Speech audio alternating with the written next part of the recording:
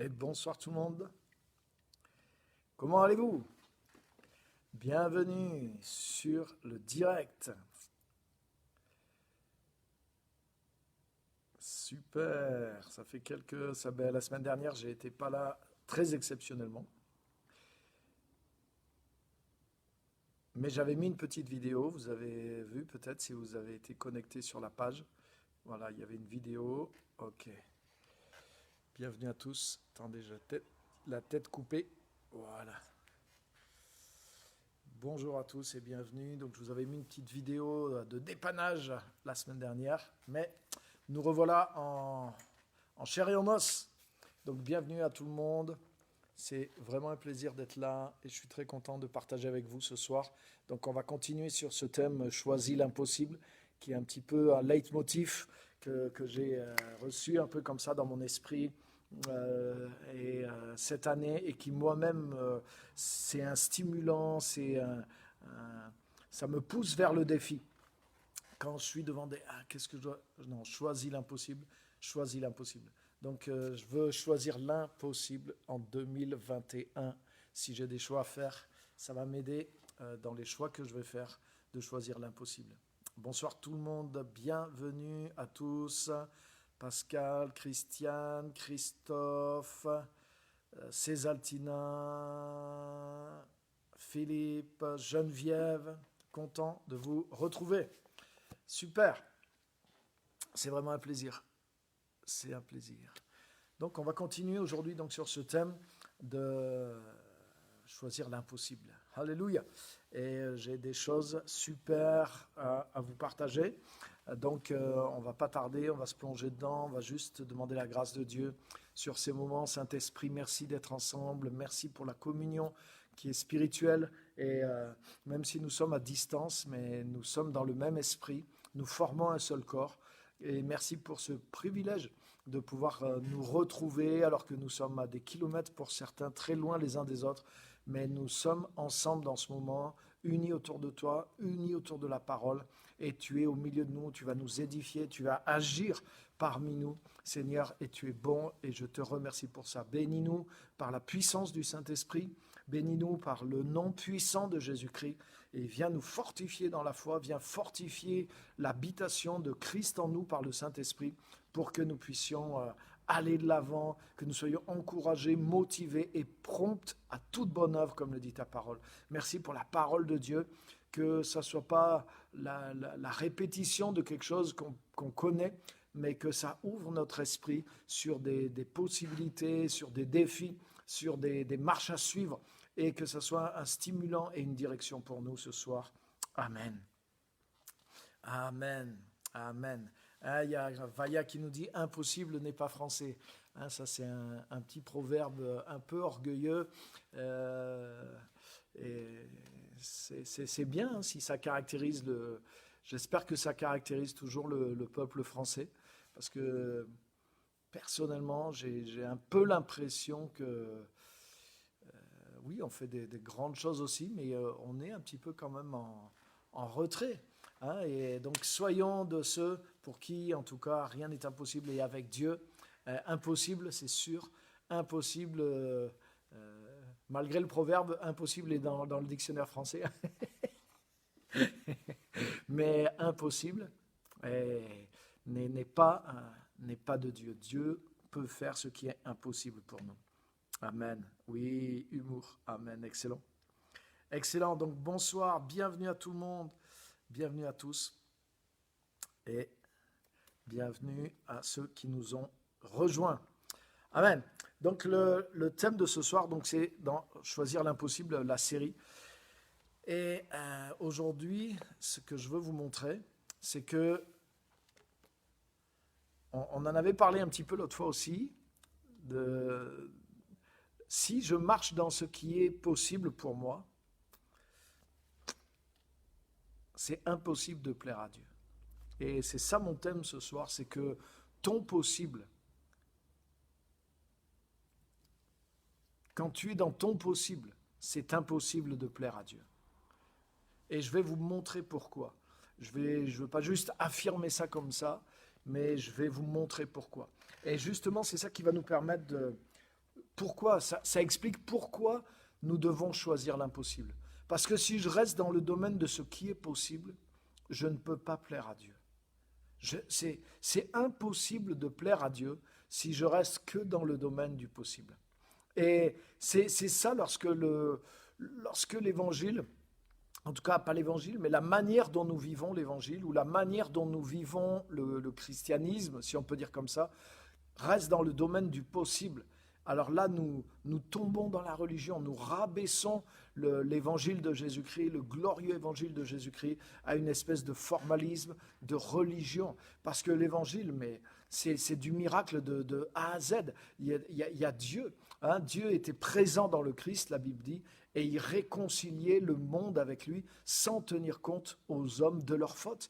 Donc si on enlève Dieu de l'évangile, mais ça devient de la religiosité, il reste que la forme, mais il n'y a plus la puissance. Et c'est pour ça que si on reste que dans le domaine de ce qui nous est possible, mais on a perdu la puissance de l'évangile et on ne peut pas plaire à Dieu. Parce que Dieu se plaît dans ce qu'il fait, Dieu se plaît quand il est présent, Dieu se plaît quand nous le laissons agir en nous, quand nous le laissons vivre en nous, quand nous le laissons opérer au travers de nous. Et c'est pour ça que là, nous sommes à ce moment-là dans cette dimension de l'impossible, parce que nous comptons sur Dieu, nous voulons marcher avec Dieu, nous voulons que Dieu fasse des choses dans nos vies, et il est prêt. Dieu agit dans nos vies, Dieu veut agir en nous et au travers de nous. Et ça nous demande juste la foi, ça nous demande de croire en lui, ça nous demande de marcher en lui, de marcher avec lui. Et bien sûr, il y a un certain défi. On en parlait tout à l'heure avec un ami, il y a un certain inconfort dans la foi parce que forcément, c'est une aventure. On va vers quelque chose aussi qui est un peu nouveau. Donc, il y a un petit risque quelque part, il y a une petite tension qui vient. Mais c'est là que Dieu peut se manifester. Donc, on va rentrer profondément dans tout ça. Et vous allez voir pourquoi, quand je reste dans la zone du possible, mais c'est impossible de plaire à Dieu. Et regardez avec moi dans l'Épître aux Hébreux, chapitre 11, verset 6, et vous allez vite comprendre pourquoi. Donc, Hébreux, j'ai dit, chapitre 11 et verset 6, c'est un verset qu'on emploie souvent, qui est connu et que vous connaissez, c'est sûr. Pour certains, vous le connaissez déjà par cœur. Quand j'ai dit Hébreux 11, 6, vous avez dit « Ah oui, bien sûr ». Alléluia, levez la main, ceux qui sont comme ça, qui connaissent Hébreux 11, 6. Il est dit « Or, sans la foi, il est impossible, voyez, sans la foi, il est impossible d'être agréable à Dieu, car il faut que celui qui s'approche de lui croit que Dieu existe et qu'il récompense ceux qui le cherchent. » Hein, la seconde classique, elle dit que Dieu est le rémunérateur de ceux qui le cherchent. Dieu récompense ceux qui le cherchent. Sans la foi, il est impossible d'être agréable à Dieu, car il faut que celui qui s'approche de Dieu croit que Dieu existe et qu'il récompense ceux qui le cherchent. Pour que la grâce se manifeste, j'en parlais hier, pas plus tard qu'hier avec la cellule, on était ici, on a partagé sur ça, mais le royaume de Dieu fonctionne au travers de la grâce de Dieu. C'est-à-dire que c'est au travers de ce que Jésus a accompli pour nous que toutes les richesses du royaume, que tout l'accès au royaume, les bénédictions, la grâce de Dieu, la présence de Dieu, le pardon, toutes ces choses nous sont ouvertes et nous sont offertes et nous sont maintenues au travers de l'œuvre de Jésus à la croix. C'est-à-dire par sa mort, son ensevelissement, les 3 jours où il est descendu jusque dans les enfers, il a remporté la victoire sur l'ennemi, il a récupéré la couronne par son ascension, où il était allé s'asseoir à la droite de la majesté divine dans les lieux très hauts, et ensuite la Pentecôte, où il a répandu le Saint-Esprit dans l'Église sur les siens. Donc c'est cet ensemble, quand on parle de l'œuvre de la croix, l'œuvre de Jésus à la croix, c'est l'œuvre de la rédemption, et ça englobe tous ces faits, la crucifixion, la mort, l'ensevelissement, les 3 jours, la résurrection, l'intronisation de Jésus et le don du Saint-Esprit. Tout ça, c'est ce qui a restauré le royaume de Dieu pour ceux qui sont en Jésus-Christ. Et toute cette œuvre-là, mais nous pouvons nous l'approprier que par grâce. Et ce n'est pas juste lorsqu'on est rentré dans le salut qu'on a eu besoin de la grâce pour être pardonné, pour être sauvé, pour naître de nouveau. C'est la grâce qui nous a permis d'accéder là. Mais tous les jours, pour marcher en Jésus-Christ, mais c'est en nous confiant, en exerçant une foi, la foi qu'on a exercée le premier jour, on doit continuer de l'exercer chaque jour. Comme dit l'Épître aux Hébreux, aujourd'hui, si vous entendez sa voix, n'endurcissez pas votre cœur, mais ayez foi en lui, et c'est ce qui va vous permettre d'entrer et de vivre dans la terre promise. C'est par la foi qu'on entre dans la terre promise, mais c'est par la foi qu'on reste dans la terre promise. Et la terre promise, c'est pas juste le salut, c'est toutes les richesses de la vie avec Dieu que Jésus-Christ nous a acquises à la croix, par l'œuvre de la croix, dans le sens de tout ce que je viens de dire, toute cette globalité, de sa crucifixion jusqu'au don du Saint-Esprit. Waouh, alléluia. Vous voyez là, il y a déjà beaucoup de messages dans ce message-là. Donc normalement, ça rappelle des choses que vous savez, mais c'est important d'avoir ces choses-là toujours à l'esprit globalement. Donc qu'est-ce que je veux dire? Je veux dire que pour vivre jour après jour, mais les grâces qui sont là dans l'Évangile, mais notre seul moyen, c'est la foi, puisque c'est par grâce, par le moyen de la foi. Et du coup, c'est simple, c'est accessible, c'est facile. Il faut mettre toute notre foi dans la personne de Jésus-Christ pour s'approprier de cette communion du Saint-Esprit, des richesses qui sont là. Et ensuite, nous allons pouvoir agir avec, nous allons pouvoir les mettre en œuvre. Mais pour pouvoir marcher dans cet héritage, pour pouvoir marcher dans la possession de la richesse de cet héritage spirituel, c'est par la foi. Et c'est pour ça que ce texte est fort, parce qu'il dit que sans la foi, il est impossible d'être agréable à Dieu. Et là, ça rejoint ce que je dis. Parce que si je dis, maintenant, ça y est, et c'est ce que font beaucoup de chrétiens. J'ai été sauvé, je suis né de nouveau, j'ai été baptisé du Saint-Esprit, j'ai été baptisé d'eau par telle personne, par tel pasteur, en telle année, dans telle église, j'ai parlé en langue pour la première fois, j'ai été guéri aussi à ma conversion de ceci, de cela, il y a ma famille ou telle personne qui est venue à Jésus. Des fois, il y a un petit groupe d'événements qui s'est passé au moment de la conversion des personnes, et puis on dirait qu'à partir de là, vous voyez, je sais pas, je ne me rappelle plus le nom, mais le truc qu'on mesure les battements du cœur, boum, boum, boum, boum, boum. On dirait qu'il est redevenu plat, le cœur à gramme. Et il est redevenu plat suite à quelques mois après la conversion. Mais qu'est-ce qui s'est passé? Tu sais qu'est-ce qui s'est passé? Il s'est passé que les gens étaient perdus, les gens étaient malades, ils ont entendu l'évangile, ils ont eu une réaction de foi, ils ont compris la grâce, ils l'ont saisie, ils l'ont reçue, ils ont été pardonnés, ils ont été sauvés, ils ont vu quelques miracles rapides se passer autour d'eux dans leur vie, et puis rapidement, ils se sont recréés une nouvelle petite zone de confort de cette vie sauvée, de cette vie chrétienne. Ils ont repris leur petite routine et voilà, ils ont changé bien sûr leur mode de vie. Ils ont mis une petite routine chrétienne, ce qui est bien en soi, mais ils sont restés dans cette zone-là et du coup, le cardiogramme est redevenu plat. Et c'est-à-dire que leur vie spirituelle maintenant... ils ont une vie calme, une vie sauvée, une vie paisible, mais une vie qui s'endort et qui meurt des fois spirituellement. Pourquoi? Parce que pour mettre en œuvre les bénédictions qui leur sont accessibles, les seules bénédictions qu'ils ont reçues des fois, c'est le salut, c'est d'avoir été rempli du Saint-Esprit un jour, d'avoir été baptisé, je suis en paix, ça y est, je suis délivré, j'ai plus de démons, j'ai la paix, maintenant ça va mieux dans ma vie personnelle, j'ai du travail, je suis installé, tout ça est bon, mais il y a quantité de choses du royaume de Dieu qui sont là, disponibles, qui sont un tout petit peu plus loin, et vers lesquelles la parole de Dieu, vers lesquelles le message, vers lequel le Saint-Esprit pousse les chrétiens. Mais pour ça, il faut qu'ils exercent à nouveau leur foi en Jésus. Mais comment je peux faire pour avoir ça? Et en réalité, beaucoup de chrétiens, ils n'osent pas le dire. Mais en réalité, ils se disent, je peux vivre sans ça. La parole de connaissance, c'est bien pour... peut-être pour les pasteurs, peut-être pour les évangélistes, peut-être pour ces gens qu'on voit à la télé. Mais moi, à moins que, dans une situation, pour moi, si Dieu veut me parler, m'en sortir, c'est vrai que si j'ai une parole de connaissance, ça peut m'aider. Mais tu vois, les dons de la foi, les dons des miracles, est-ce que ça vaut le coup de les rechercher? oui, une vie d'appel, une vie de vision, une vie de destinée. Oui, je sais, le pasteur Pierre, il n'arrête pas de nous rabattre les oreilles avec ça. Mais est-ce que ça vaut vraiment la peine de se fatiguer pour ça, alors que là, j'ai la paix, j'ai le salut, Vous voyez ce que je veux dire? Et c'est pour ça que, en tant que chrétien, et c'est là, il y a une subtilité dans mon message ce soir, c'est que être entré dans le salut, c'est être entré dans quelque chose qui était impossible. Être pardonné, être sauvé, être une nouvelle créature, oui, c'est être rentré dans l'impossible.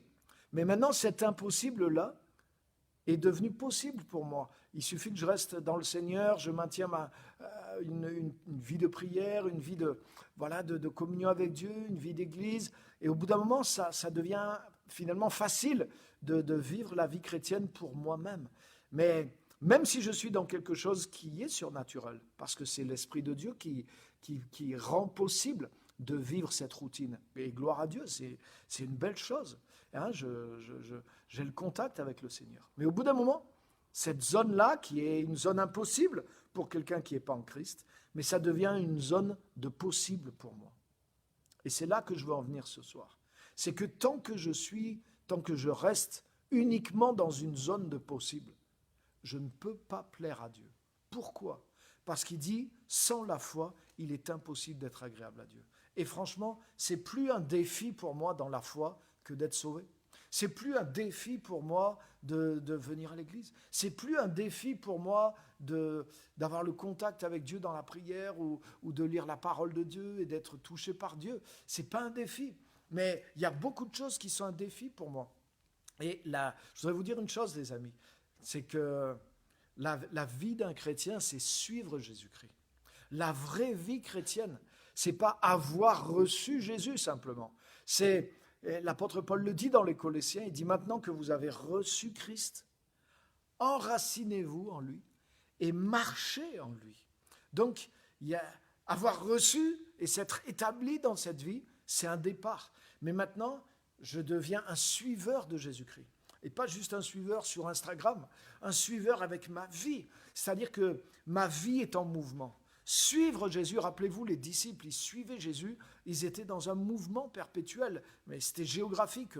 Donc, pour suivre Jésus, tu étais obligé de bouger, tu étais obligé de laisser des choses, de laisser des gens, de laisser des situations, de monter dans la barque, d'aller dans des endroits dangereux des fois, d'aller de la foule, tout ça. Donc, soit tu le fais, soit tu le fais pas. Et aujourd'hui, en tant qu'enfant de Dieu, c'est pas forcément géographique, mais c'est une manière de vivre tous les jours. Aujourd'hui, je veux suivre Jésus-Christ.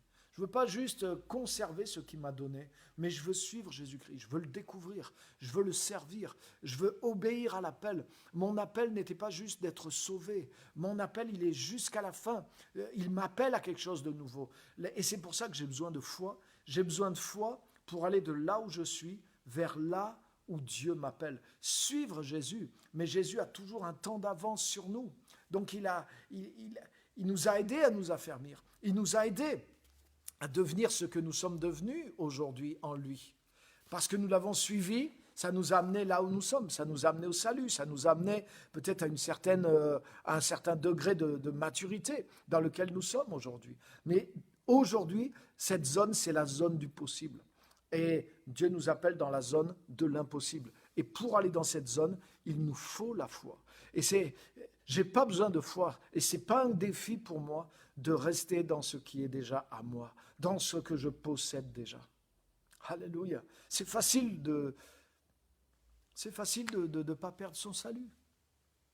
Hein, quand je vois, par exemple, des fois dans le message des églises, on dirait que le grand défi du chrétien, c'est juste de maintenir sa vie chrétienne et de ne pas perdre son salut, de ne pas retourner dans le monde. Et il y a tout un message, attention, ça c'est le monde, ça ceci.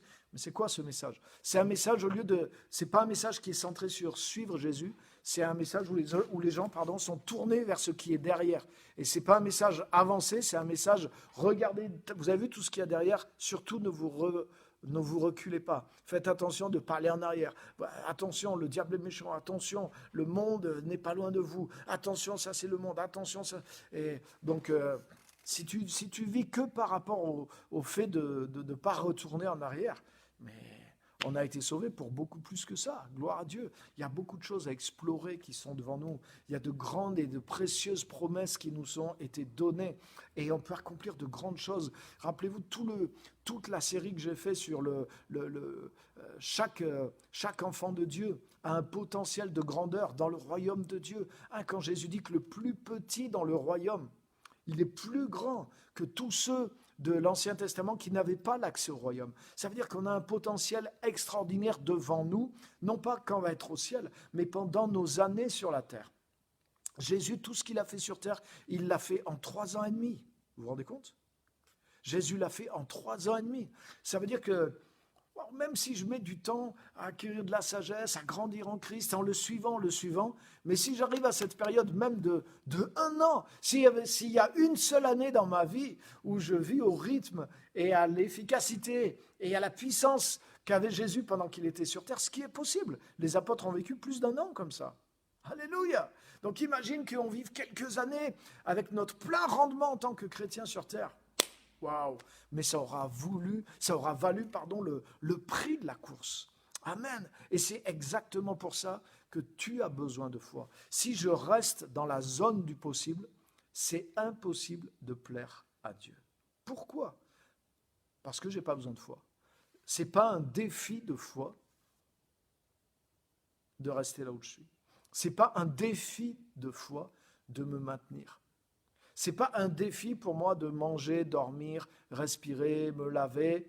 Il y a des gens pour qui c'est un défi, il leur manque du nécessaire et ils se battent. Mais une fois qu'ils ont atteint ce nécessaire, mais ils n'ont pas d'effort pour faire ça. C'est juste une base qui est acquise et ce qui est super. Mais grâce à cette base, ça leur permet maintenant d'aller plus loin. C'est vrai dans la vie matérielle, mais c'est vrai dans la vie spirituelle aussi. Une fois que tu es assis en Christ, que tu sais te nourrir en Christ, que tu vis en Christ, que Christ s'est établi en toi, mais il y a d'autres défis qui sont devant toi, et ces défis te demandent de la foi, parce que la vie chrétienne, c'est pas avoir reçu simplement, mais c'est suivre Jésus-Christ. Et pour suivre Jésus-Christ, j'ai besoin de foi. Et j'ai besoin de foi parce que ça va m'amener à sortir de la zone du possible. Alléluia! Alléluia! Amen. Et je voudrais vous dire quelque chose, c'est que par exemple, Jésus lui-même, il n'avait pas besoin de foi, il n'avait pas besoin de la puissance du Saint-Esprit pour rester charpentier. Il a appris le métier très certainement avec son père, et à l'âge de 30 ans, on ne voit plus Joseph, beaucoup supposent que Joseph est décédé et que c'est Jésus qui est devenu, en tant que fils aîné, le soutien familial. Et il y a une logique, rappelez-vous, à la croix, quand Jésus meurt, Jésus demande à Jean, son disciple, de prendre la responsabilité de sa mère. Quand elle lui dit « voilà ta mère », ce n'est pas juste pour dire « ah ben maintenant, elle va t'aimer comme un fils ». Nous, on pense en tant que gens du 21e siècle en Occident, mais à l'époque, ça veut dire cette femme, elle est seule. Et quand il dit à Jean « voilà ta mère », ça veut dire je compte sur toi pour... Voilà, comme si c'est toi son fils maintenant pour l'aider, parce que les femmes dépendaient des hommes dans la société de l'époque, et une femme qui était veuve, mais c'était ses fils, et son fils aîné en particulier qui avait la charge. C'est pour ça qu'il y avait une double portion. On dit pourquoi il y a une double portion d'héritage sur le fils aîné? Parce qu'il avait beaucoup plus de responsabilités. Il avait la responsabilité du père si le père n'était plus là. Donc il avait des moyens en plus pour assumer cette responsabilité. Vous voyez, la Bible n'est pas injuste, Dieu n'est pas injuste, et il y a des raisons à tout ce qui est écrit dans la parole de Dieu. Donc en tout cas, tout ça pour dire que mais Jésus n'avait pas besoin du Saint-Esprit ni de la foi pour rester charpentier. Mais quand Jésus a répondu à l'appel à l'âge de 30 ans, personne ne l'a formé. Il n'a pas fait d'école biblique ni d'école du ministère. Il s'est lancé par la foi, par l'Esprit, il s'était préparé, mais il allait vraiment dans quelque chose qui était nouveau, inconnu, et même il n'y avait aucun précédent. Jamais personne n'avait été aussi loin que Jésus a été. Jamais. Jamais personne sur terre n'a été, en tant qu'homme, là où Jésus a été. Donc, il allait dans l'inconnu et il allait dans la foi. Et quand il s'est lancé dans cette vie, mais l'Esprit de Dieu est venu sur lui Et il a choisi l'impossible. Il a choisi des choses il a inauguré. Il a été l'apôtre et le pionnier d'un chemin nouveau. La Bible dit il a inauguré pour nous une route nouvelle et vivante. Mais ça veut dire que nous aussi, on peut prendre cette route. Jésus est devenu notre modèle, mais Jésus est devenu aussi, il est venu vivre en nous pour qu'on ait la capacité de suivre son modèle. Et c'est pour ça que suivre Jésus aujourd'hui, ça nous demande de la foi, parce que Jésus-Christ veut t'entraîner dans l'impossible. Jésus-Christ veut m'entraîner dans l'impossible. Il veut m'entraîner à vivre Dieu dans ma vie. Il veut m'entraîner à vivre les choses qu'il a faites. Il a dit, ce que je suis, vous le serez. Ce que j'ai fait, vous le ferez. Et ce que j'ai accompli, vous pourrez l'accomplir. À part l'œuvre de la croix, bien sûr. Mais le reste, oui. Et nous sommes un prolongement de l'œuvre de Christ sur terre. Il nous a confié le royaume et l'œuvre du royaume. Nous sommes là pour annoncer l'évangile, pour guérir les malades, pour que le royaume de Dieu se manifeste au travers de nous, pour que nous puissions changer les paramètres dans les nations, pour amener des personnes, mais des nations aussi, à devenir disciples du royaume de Dieu. Donc, il y a toute une œuvre de Dieu qui nous a confiée. Pourquoi ? Parce que Christ vit en nous et parce que, en suivant l'impossible, en agissant dans la foi, nous pouvons élargir nos sphères de conquête. Alléluia. C'est pas extraordinaire, c'est extraordinaire. Et vous connaissez sûrement Actes chapitre 1 verset 8. Regardez avec moi. Actes chapitre 1 verset 8, c'est un verset aussi que vous connaissez par cœur, j'espère, et qui est très très connu, surtout si vous êtes pentecôtiste, charismatique, vous connaissez ce verset. Vous recevrez une puissance, vous connaissez. Donc regardez ce qu'il est dit. Il est dit, mais vous recevrez une puissance lorsque le Saint-Esprit viendra sur vous. Amen. Mais pourquoi aller faire cette puissance ? Cette puissance, elle n'est pas faite pour rester dans ma zone de confort. Cette puissance, elle n'est pas faite pour maintenir le salut. Je suis sauvé déjà. J'ai été sauvé par la puissance de l'Évangile. Mais maintenant, la puissance du Saint-Esprit, elle nous est donnée pourquoi ? Il est dit là, et vous serez mes témoins à Jérusalem. C'est pas juste raconter ce qui est dans mon passé, être mes témoins. Et regardez bien, avant que le Saint-Esprit vienne sur les disciples, dans Luc, vous lirez dans Luc chapitre 24, Jésus dit à ses disciples, attendez la promesse du Père, le Saint-Esprit qui va venir sur vous, et il leur dit, restez à Jérusalem et ne commencez pas. Jésus leur a interdit de commencer l'œuvre tant que le Saint-Esprit n'était pas sur eux. Regardez bien. Pourtant, ils étaient témoins de la résurrection de Jésus. Jésus leur dit ça après sa résurrection. Pour vous, attendez ce que mon Père a promis. Wow. Ils avaient vu, donc ils étaient témoins, dans le sens témoins oculaire. Ils avaient vu les miracles, ils avaient fait même des miracles, ils avaient vu la mort et ils ont vu la résurrection de Jésus. Donc franchement, ils auraient pu aller prêcher la bonne nouvelle. Mais Jésus leur dit non, vous ne pouvez pas, vous n'êtes pas mes témoins, vous êtes juste les témoins de ce qui est passé. Mais moi, je veux que vous soyez mes témoins dans le sens où vous allez être porteurs de ma présence vivante en vous. Donc vous ne serez pas un témoin de quelque chose qui s'est passé simplement dans votre vie, mais vous serez les témoins de quelque chose qui va se passer dans le présent. Alléluia.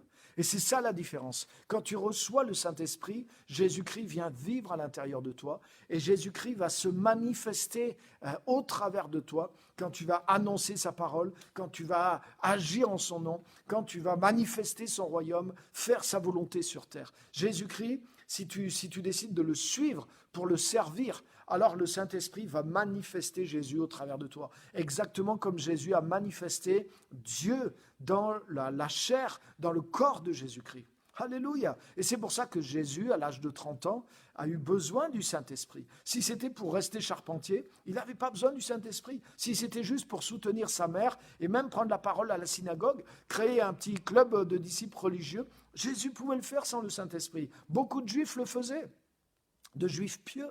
Mais Jésus a reçu l'Esprit de Dieu quand il s'est consacré à faire la volonté du Père et il a ouvert une nouvelle voie qui est pour nous aujourd'hui. Et en tant que chrétien, Tu n'es pas appelé à être sauvé.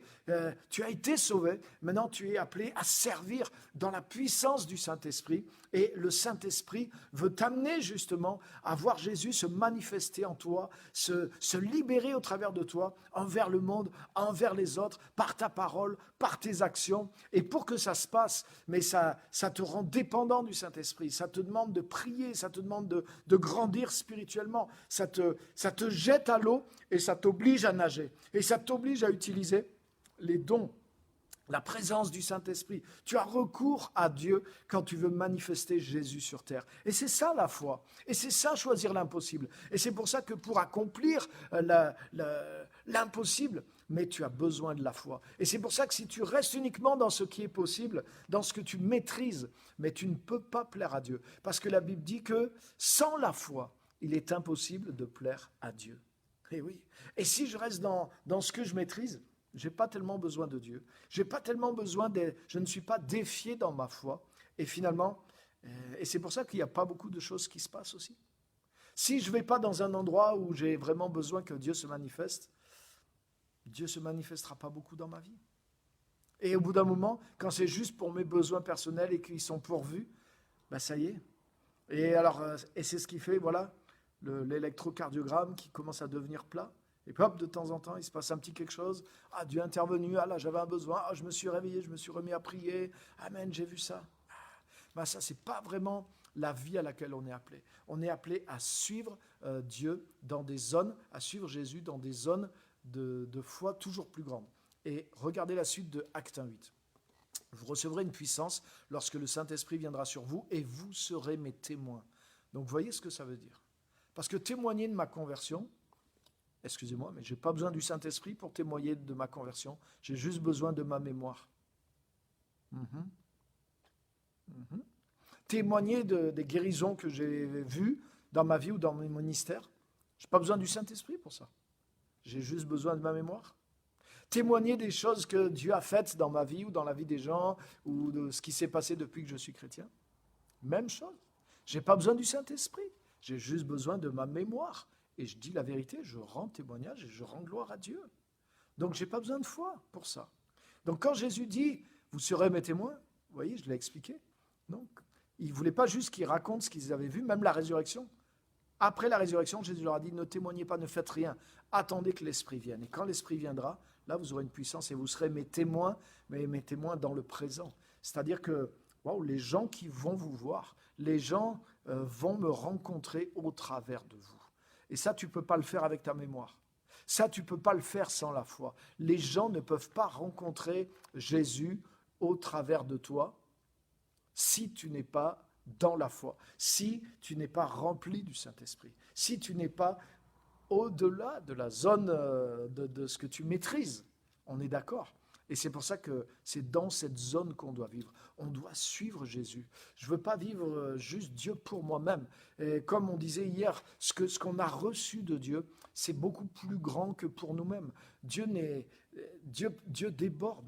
Comme David disait dans le psaume 23, ma coupe déborde, je suis loin d'une huile fraîche et ma coupe déborde. Donc cette onction du Saint-Esprit, cette présence de Christ à l'intérieur de moi, elle n'est pas que pour moi. Il y en a largement pour moi et ma famille, mais il y en a pour les autres aussi. Et c'est là, en allant servir les autres, en allant chercher à ce que les autres trouvent Dieu au travers de ma vie, parce que si je suis, comme je suis ce témoin en temps réel, ça veut dire je peux démontrer Dieu, je peux prouver Dieu, je peux libérer Dieu, je peux libérer Jésus-Christ dans ma vie. Quand je prêche avec le Saint-Esprit, mais la parole de Dieu est vivante. Quand je témoigne de Christ par la puissance du Saint-Esprit, Jésus-Christ est présent, son pouvoir est présent, des gens sont guéris, des démons sont chassés. Et ça, c'est des choses qu'on vit chaque semaine, au quotidien.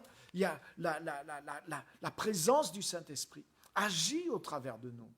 Et c'est pour ça qu'on doit sortir de cette zone de ce qu'on maîtrise. On doit vivre dans une zone de foi et on doit compter sur la grâce de Dieu pour que le miracle se produise chaque jour dans notre vie. La présence de Dieu soit libérée chaque jour dans notre vie. Et pour ça, je cherche Dieu, je dépends de Dieu, je me nourris de Dieu. J'exerce ma foi dans le fait que Dieu vit en moi, dans le fait que Dieu est présent dans ma vie, dans le fait que l'Esprit de Dieu est présent à l'intérieur de moi. C'est ça, être témoin. Amen. Et là, qu'est-ce qu'il dit? Vous serez mes témoins, regardez bien, à Jérusalem, c'est là où ils étaient, dans la Judée, 2e cercle un peu plus grand, dans la Samarie, 3e cercle un peu plus grand, et jusqu'aux extrémités de la terre, 4e cercle le plus grand possible. Mais c'est parlant géographiquement, mais c'est parlant par rapport à mon message aujourd'hui. Ça veut dire aujourd'hui vous êtes dans Jérusalem, la zone où vous maîtrisez. Donc le Saint-Esprit va vous aider à devenir témoin dans cette zone que vous maîtrisez. Et déjà, des fois c'est un défi. C'est un défi de dire à ton entourage, waouh. Quelqu'un me disait cette semaine, je suis dans un nouveau milieu, les gens m'ont demandé mon Facebook, mon Instagram, et sur mon Facebook, mon Instagram, c'est ouvertement l'évangile. Donc si je leur donne, waouh, tout de suite, je vais les mettre en contact avec ma foi, avec mon univers, et ça va engager des choses. Donc je sais que c'est un pas pour faire ça. Et on dit, ouais, c'est vrai, on se rend compte aujourd'hui, c'est un pas. Donc c'est pas obligé, mais en tout cas, si on le fait, c'est un pas. Et tu vois, donc ça, je dirais, c'est déjà la zone autour de moi. Et cette zone autour de moi, pour que quelque part je l'envahisse avec Jésus-Christ, avec mon témoignage, avec ma foi, ça va être une première zone de défi. Hein, quand tu te convertis, ta famille, les réactions, c'est souvent tout. Il y a de l'opposition, des fois du rejet, des fois oui, des gens se convertissent, mais des fois les gens te rejettent, ça repositionne, ça crée des vagues. Et on l'a tous vécu. Et des fois, pour certains, c'est la tempête. Hein. Et donc, c'est une zone, il faut maîtriser pour on reste dans le bateau au travers de traverser cette zone des fois. C'est pas toujours facile. Et par la grâce de Dieu, voilà, Jérusalem, je deviens un témoin de Jésus-Christ à Jérusalem. Mais il y a un moment où Jérusalem est maîtrisée. Et ça veut dire que c'est le moment d'aller en Samarie. Ça veut dire maintenant, ça y est, le royaume de Dieu s'est établi là. Ok. Maintenant, je peux aller plus loin avec ce que Dieu m'a donné. Et je peux exercer l'influence au-delà de ces choses-là. Et une fois que Samarie est conquise, la Judée, pardon, voilà maintenant Samarie. Et une fois que la région, vous voyez, c'est des cercles toujours plus grands, c'est jusqu'aux extrémités de la terre. Ça veut dire, mais c'est illimité en réalité sur terre. Tu peux aller loin avec l'évangile, géographiquement, spirituellement, dans le service que tu fais pour Dieu, dans les zones, les différentes zones de foi et d'impossible dans lesquelles Dieu t'appelle. Alléluia. Et je voudrais terminer avec ça. Mon dernier point, c'est celui-ci, c'est pour ça que vivre dans l'impossible et aller dans ces zones il y a toujours une zone qui est impossible par rapport à celle où on est. Et ce message, il est pour toi, il est pour moi, il est pour n'importe qui. C'est-à-dire qu'aujourd'hui, soit tu es dans une zone en réalité, on a tous une zone de possible et il y a tous une frontière avec une zone qui est impossible. Et le message, c'est ça. Dieu nous appelle à choisir l'impossible, à chercher à nous étendre et à aller de l'autre côté. Et le dernier point que je voudrais partager avec vous, il est dans l'Ancien Testament. Il est... Alors attendez que je le retrouve.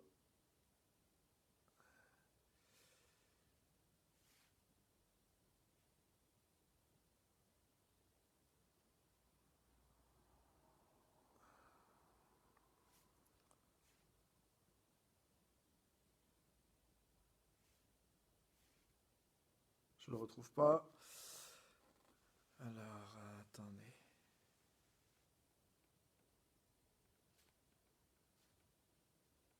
Alors voilà, ça doit être là. Excusez-moi. Je suis en train de chercher. Voilà, c'est 1 Chronique, chapitre 4 et verset 9. Premier livre des Chroniques. Hein, vous aimez bien toutes les généalogies. Pas évident. Mais il y a des perles. Hein, il y a ce texte, on prêche... vous avez sûrement entendu des messages sur ce sujet-là. Donc, 1 Chronique, chapitre 4 et verset 9, il est question de Yaébetz. Yaébetz fut plus honoré que ses frères. Sa mère l'avait appelé Yaébetz en disant « C'est parce que je lui ai donné naissance dans la douleur ». Le nom de Yaébetz veut dire douleur, souffrance. Yaébetz fit appel au Dieu d'Israël en disant « Veuille me bénir et agrandir mon territoire. Que ta main soit avec moi, préserve-moi du mal, afin que je ne vive pas dans la douleur et Dieu lui accorda ce qu'il avait demandé. Amen. Et le point avec lequel je veux finir, c'est que nous avons besoin de vivre dans la nouvelle nature. Et là, les amis, je voudrais vous montrer quelque chose de fort, de vraiment puissant. Et Dieu m'envoie vers toi pour te donner cette parole. Vraiment, le Seigneur m'a envoyé pour prêcher la parole. Et ça, c'est vraiment quelque chose qui est au cœur de mon message. Dieu nous a pas donné la nouvelle nature pour vivre l'ordinaire. La nouvelle nature a les capacités de l'extraordinaire. Alléluia. Et je vais vous dire quelque chose, les amis. Il y a des gens dans le monde aujourd'hui, sur notre petite planète, qui ne sont pas nés de nouveau et qui ont le désir de l'extraordinaire et qui poussent leurs limites. Et il y a même des gens qui puisent des ressources, même dans cette nature humaine déchue, même qui a été faite à l'image de Dieu, donc elle a un potentiel. Ce qu'il y a de meilleur dans la nature humaine, ça vient de Dieu. Mais ça n'a rien à voir avec ce que nous, les enfants de Dieu, on a. Nous, on a la capacité de Christ en nous.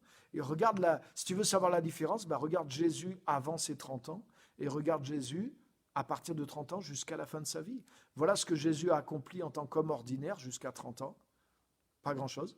Et de 30 ans jusqu'à son dernier souffle, waouh, c'est le potentiel de Dieu. Ce n'est pas Jésus lui-même, ce n'est pas ses efforts. Pourquoi il ne l'aurait pas fait avant? Mais c'est à partir du moment où la plénitude du Saint-Esprit s'est manifestée dans sa vie et qu'il a marché dans l'impossible, dans l'appel de Dieu, avec la puissance du Saint-Esprit, qu'il a réussi à accomplir ce qu'il a accompli. Et je veux te dire ça, mon frère, ma sœur, c'est que la nouvelle nature, nous avons été régénérés par Dieu. La nouvelle nature, elle a la capacité de l'impossible. Elle est faite pour l'impossible. La nouvelle nature qu'on a reçue, elle a soif de l'impossible. Elle est faite pour l'impossible. Et regarde, dans l'Ancien Testament, il y avait cet homme qui s'appelait Yaébetz. Et son nom, ça veut dire douleur, souffrance. Et il a reçu ce nom par sa mère à la naissance. Mais c'est l'image de la nature humaine. Nous sommes nés avec une condition qui est divine. Bien sûr, Dieu nous a créé à son image, mais elle est corrompue par le péché. Nous sommes des descendants d'Adam. Donc, par notre première naissance, nous sommes nés avec une limitation en nous. Et c'est ce qu'il a ressenti, Yaébetz. Il connaissait le Seigneur, il connaissait l'histoire de son peuple, et il a dit, mais agrandis mes limites, en sorte que je sorte de cette douleur. Cette douleur, c'était son nom même. Comment tu fais pour quitter ton nom? Comment tu fais? Autrement dit, c'est comme s'il disait, je ne veux plus être moi-même, je veux devenir un autre homme. Et qu'est-ce qu'il dit? Regarde bien ce qu'il dit. Il invoqua le Dieu d'Israël. Il fit appel au Dieu d'Israël. C'est pas le hasard s'il a prié comme ça. Parce que qui est Israël? Israël est un homme qui s'appelait comment avant? Qui s'appelait Jacob. Et Jacob, c'était un tricheur, un supplanteur. Et pendant 20 ans de sa vie, ce Jacob, il a triché, il a trompé les gens. Et il a moissonné ce qu'il a fait. Et vous connaissez l'histoire, je ne vais pas vous revoir toute l'histoire, mais lui-même, il a été trompé et il a vu qu'il était dans une limitation. Et au bout de toutes ces années, il s'est rendu compte que les promesses de Dieu ne s'accompliraient pas tant qu'il resterait comme il était. Et c'est là qu'il a eu cette lutte avec Dieu, l'ange de l'Éternel, au torrent de Yabok. Et quand l'ange l'a béni, Jacob a dit, je ne te laisserai pas aller, je ne laisserai pas aller l'ange tant que tu ne m'auras pas béni. Et l'ange lui a dit, ok, c'est quoi ton nom? Jacob, trompeur, supplanteur. Et l'ange lui a dit, voilà, ma bénédiction c'est ça, c'est que tu ne seras plus Jacob, mais tu seras Israël. Et à partir de là, waouh, Israël, celui qui règne avec Dieu. Il y a la notion du royaume de Dieu dedans. C'est comme un homme associé au royaume de Dieu. Alléluia. Et c'est à partir de là qu'Israël, voilà, Israël, le Dieu d'Israël, et que le peuple d'Israël est né, les 12 tribus. La bénédiction s'est accomplie, pas en Jacob, mais elle s'est accomplie au travers d'Israël. Et Yaébetz, il est arrivé au même point de... C'est ce personnage qui, lui, voulait sortir de la zone du possible. C'est ce personnage qui, avec tous ses efforts, même avec sa piété, avec sa foi en Dieu, il s'est heurté à la limite. Et il a dit, Seigneur, il faut que le Dieu d'Israël vienne me bénir. C'est parlant. Jacob a dit, bénis-moi, je ne te laisserai pas aller que tu ne m'aies béni. Et si tu me bénis, waouh! Et quand Dieu l'a béni, Dieu a changé son nom. Et quand son nom a changé, Les choses se sont ouvertes et les promesses se sont accomplies pour Israël. Et Jaébetz, il fait la même prière. Seigneur, bénis-moi pour que je sorte de ma nature, qui est une nature de douleur. C'est dans mon nom même. Et Dieu l'exauça. Mais c'est une préfiguration de ce que nous tous, enfants de Dieu, avons reçu. Maintenant, la différence, tu sais quoi? C'est qu'il y a des enfants de Dieu qui sont dans la nouvelle alliance, qui sont nés une deuxième fois dans ce potentiel, mais qui n'ont pas la soif, qui n'ont pas la passion, et qui ne veulent pas percer et aller au-delà de leurs limites, alors qu'ils le peuvent. Ils n'ont pas besoin d'une nouvelle transformation. Cette transformation, elle est derrière eux. Alléluia. Et je voudrais te dire que la nouvelle naissance, Dieu a changé ton identité, Dieu a changé ton ADN, et tu as le potentiel de la nouvelle nature en toi. Et la nouvelle nature, elle n'est pas limitée par ce qui est de la chair, elle n'est pas limitée par le péché, elle n'est pas limitée par le diable. La nouvelle nature, quand tu es rempli du Saint-Esprit, mais je peux accomplir les choses que Jésus-Christ, les disciples, les apôtres et tous ceux qui, jusqu'à aujourd'hui, ont pu accomplir. Mais pour ça, allons au-delà de nos limites, suivons le Seigneur, vivons au-delà du possible. Ne nous contentons pas de faire ce qui est possible pour la nature humaine. Et la nature humaine, même avec un peu de religiosité, ne nous contentons pas de faire ce qui est possible pour un chrétien sauvé. Mais faisons ce qui est possible pour la nouvelle nature. Nous sommes Israël, nous ne sommes plus Jacob, nous ne sommes plus Abraham, nous sommes des Abraham.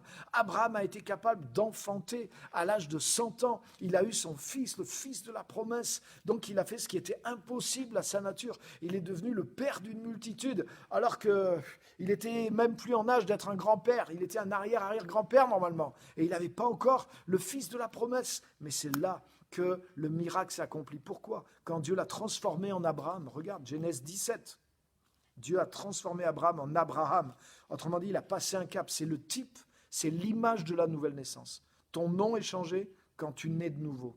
C'est l'image de la nouvelle naissance. Quand un enfant juif naît, au bout de 8 jours, on lui donne son nom qui correspond à sa destinée. Jésus, on lui a donné le nom de Yeshua quand on l'a amené à la circoncision pour le temple. Ce n'est pas le hasard. La circoncision, on enlève ce qui est charnel en toi et on te donne un nom qui détermine ta destinée. Mais c'est tout la nouvelle naissance là-dedans. Abraham, c'est le premier, il a été circoncis à l'âge de 99 ans et il a reçu son nom nouveau. Et ce nom nouveau, Dieu lui a dit, j'ai fait de toi maintenant le père d'une multitude de nations. Et tu sais quoi, 1 an après, Isaac est né. Donc Dieu lui a mis un nouveau nom, une nouvelle nature qui a rendu possible ce qui était impossible. Abraham est allé aux limites du possible. Avec Agar, avec Ismaël, ils ont magouillé, ils ont été jusque là où ils pouvaient aller le plus loin dans ce qui était l'ordinaire. Mais quand Dieu a remplacé sa nature d'Abraham par celle d'Abraham, ce qui est le type de la nouvelle naissance, alors là, l'impossible s'est accompli.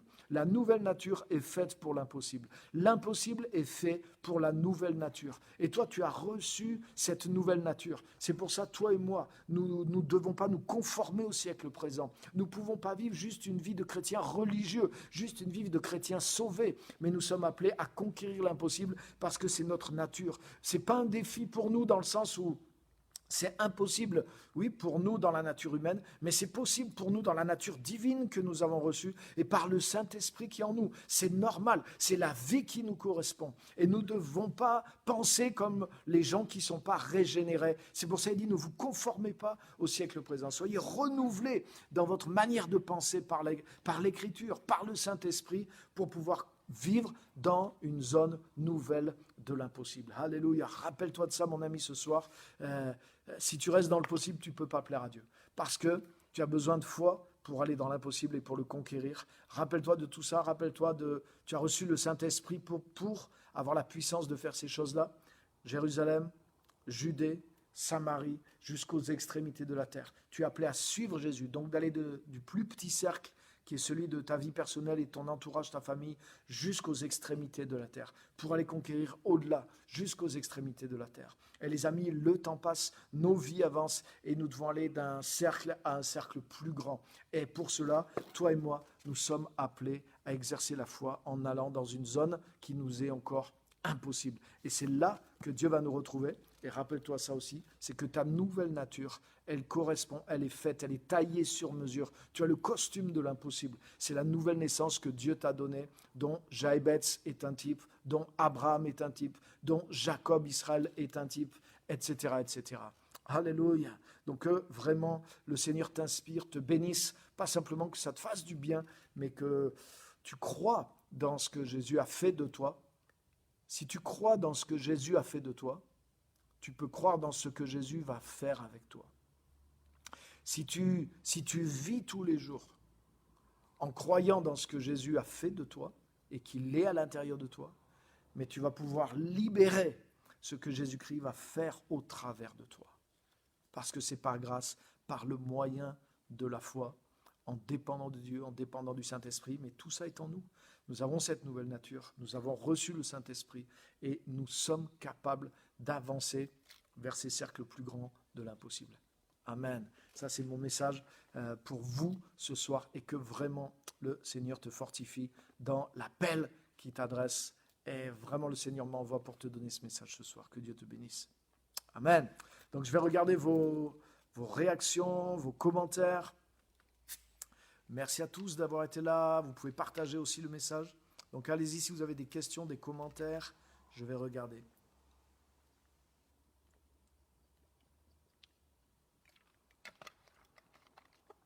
Alléluia. Amen.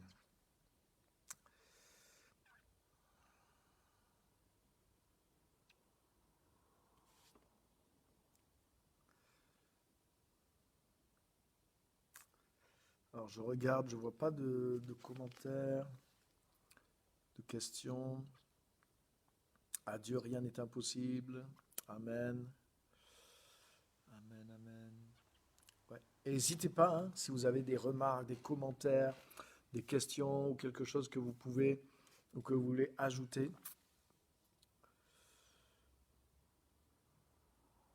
Amen.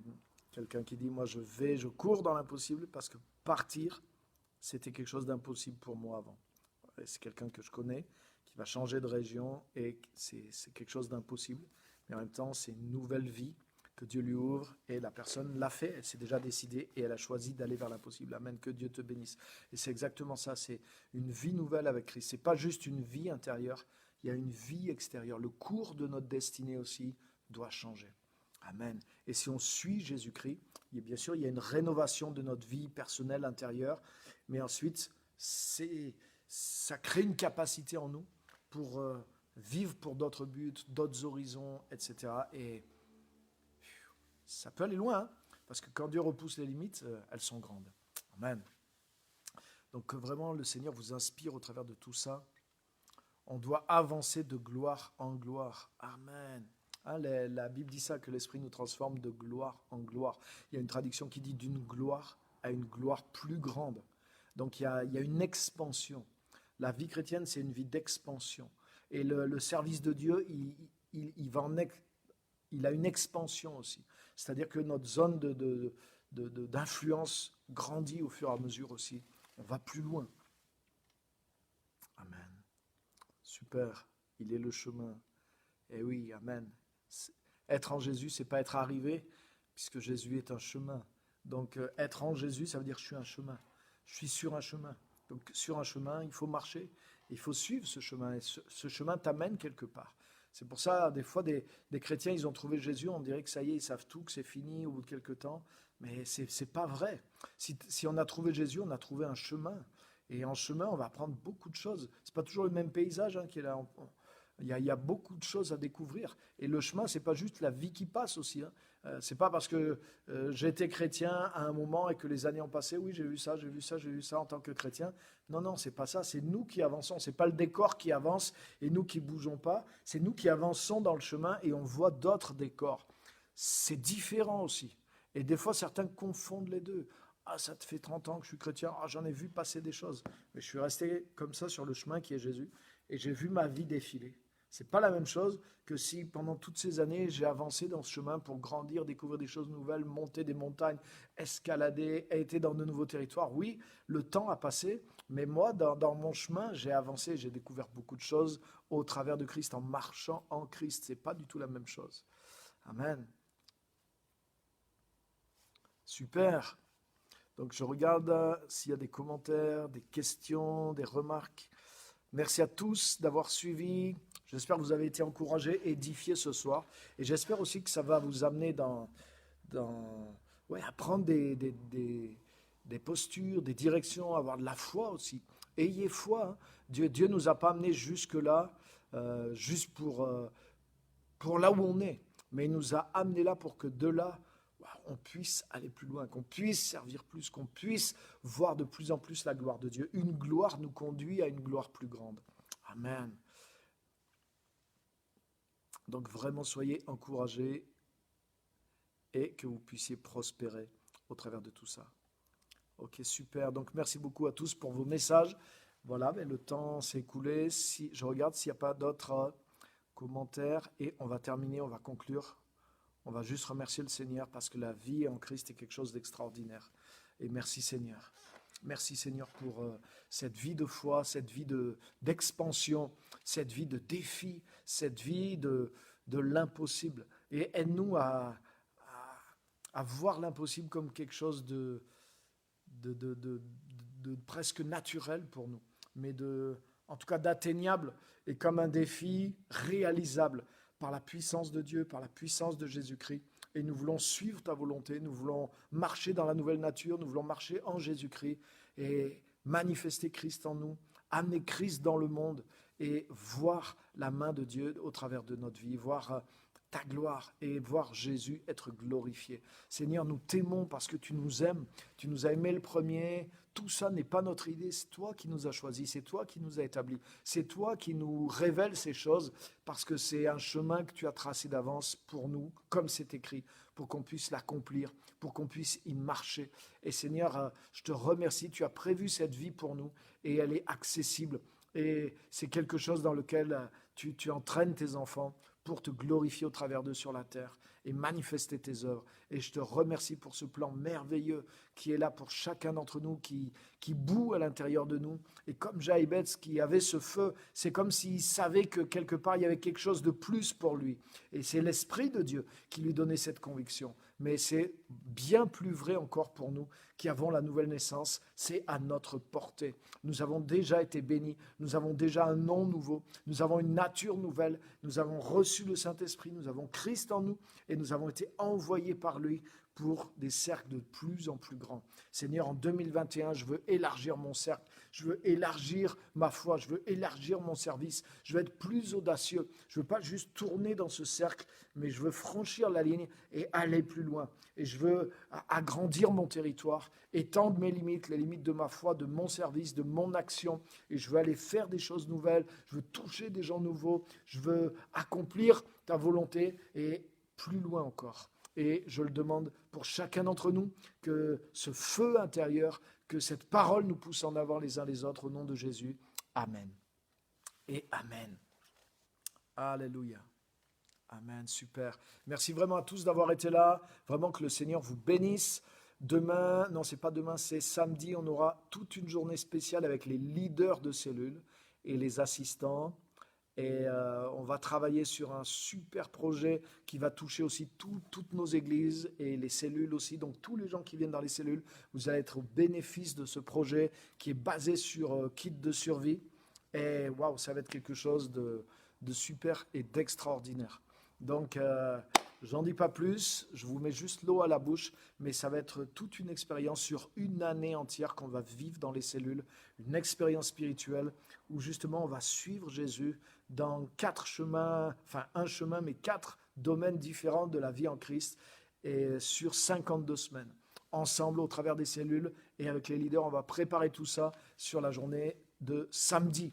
Donc que vraiment Dieu vous bénisse. À très bientôt, édifiez-vous, encouragez-vous à la foi parce que de grandes choses sont devant nous. Je vous garantis les amis, il y a de grandes choses devant nous, de grandes possibilités sont devant nous qui connaissons Christ et qui sommes appelés à son service et nous allons les conquérir. Merci à tous, que Dieu vous bénisse, à très bientôt.